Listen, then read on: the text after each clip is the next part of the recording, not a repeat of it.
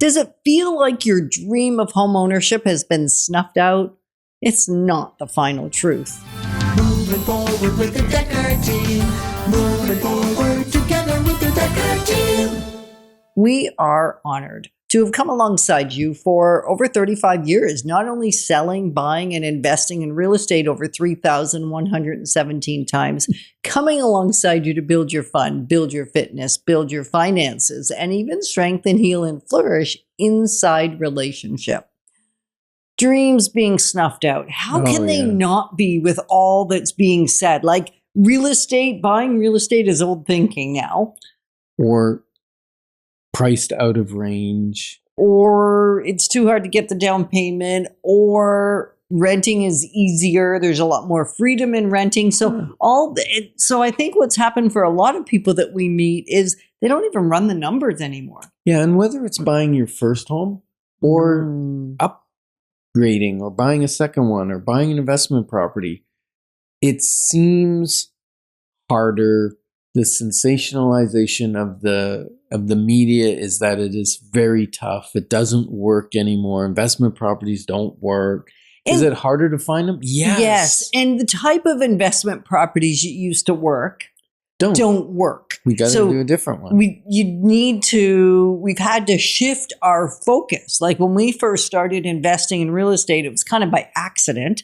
It wasn't like a big grandiose plan. It was nothing more than helping out a few clients that were stuck and couldn't sell their properties and were financially in trouble. So we said, okay, we'll take that off your back. And we paid market value. We overpaid for all of them, actually. Yeah, and it was more than great because it still allowed us to build equity, because that kind of property still worked, especially once the interest rates dropped a little bit. And we kept them between 5 and 10 years. At least. So by then, they had increased in value much more than what we paid for them. Right, exactly. So even a bad decision became a good decision. We don't want that for you. We want to be a lot wiser about it. Yeah. You know, this was almost 40 years ago that we're going back now. Yeah. And so we want to look at the bigger picture, but what we don't want you to do is stop thinking about it. Yeah, I think some people have market exhaustion. You know, it's too much. There's too much online commentary, and it's causing people to confuse their emotional fatigue.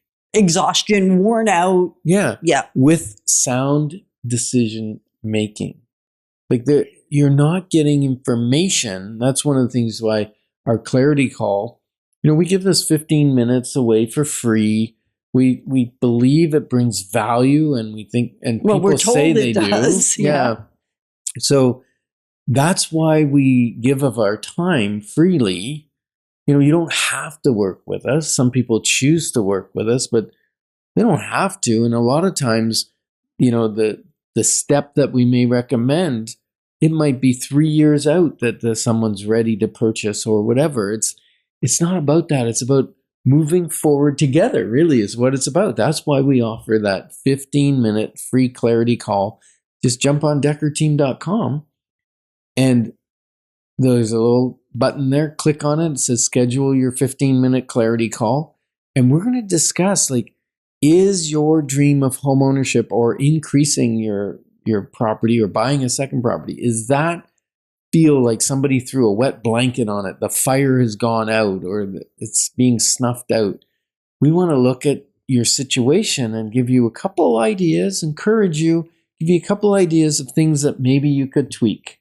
And look at the real numbers, not just the slogans, not just the promotion. Actually bring your numbers back into the dialogue. Because often when I've heard people say, well, I can't, it's more the resigned to I can't, not that I don't want to.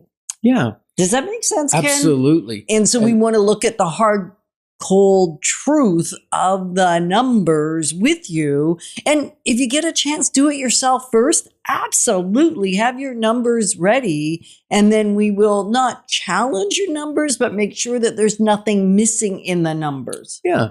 Because fatigue is emotional. No. It slows us down. It causes us to turtle, put our head in the shell and go, oh, bury your head in the sand like an ostrich. Yeah, All exactly. those are little analogies. But wealth decisions require clarity. And that's what the clarity call is about, to help.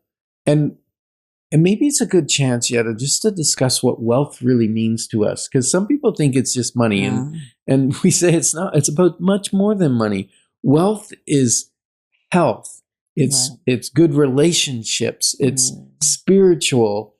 It's physical. It's to have wealth, you need the whole package, all 5 things. Money as well.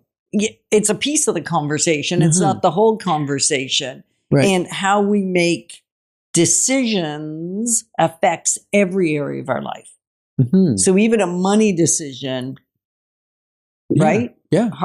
Hardcore. If we're too tight on our mortgage, that's no good either. We're going to do that in another, actually in show 738, I think we're going to go a little bit deep into this whole idea of renting versus owning, right? What's it? A little bit of or delaying, with 5% or 20%, what the true cost is of delaying home ownership is really where we're going to go. Yeah. So it's going to be fun.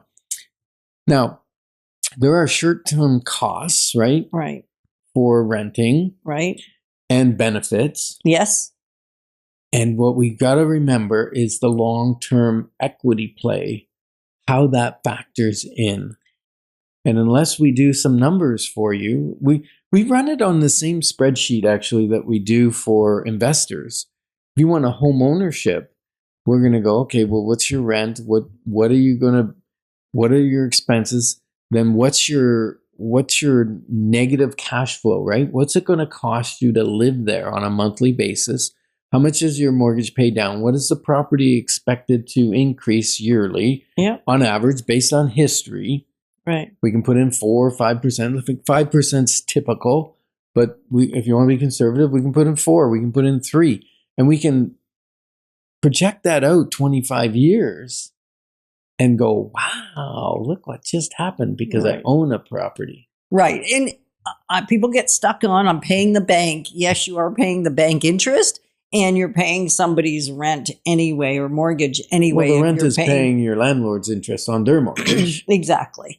One of the things we want to make sure we just touch on here that we almost forgot about, and we did it ourselves. I think in last segment, we talked about that we'd rented 3 different places before we finally bought. We'd actually rented 5. And the fascinating thing that we got clear on as we were chatting just before we were chatting with you now is that each one of them got bigger and better. And more expensive. Well, of course, bigger and better equals more expensive. And I'd forgotten about one of them altogether because it was a basement apartment. Like, what a great place to start. And I also forgot about the one that was in the same building. And we didn't have kids. We didn't have any real need to move from a 1 to 2 other than we were buying stuff. So our lifestyle habits were terrible.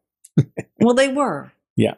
And so thinking about if you're going to increase your rent, because you need a bigger place, what would happen if you spent that same amount of money but put it towards your own house? Yeah, that's true. So renting can be wise. Renting forever because someone else online said owning is old thinking rarely is. Yeah, so thanks for joining us on Life's Inside Track. Because when we move forward together, we've got this. Moving forward with the Dekker team. Moving forward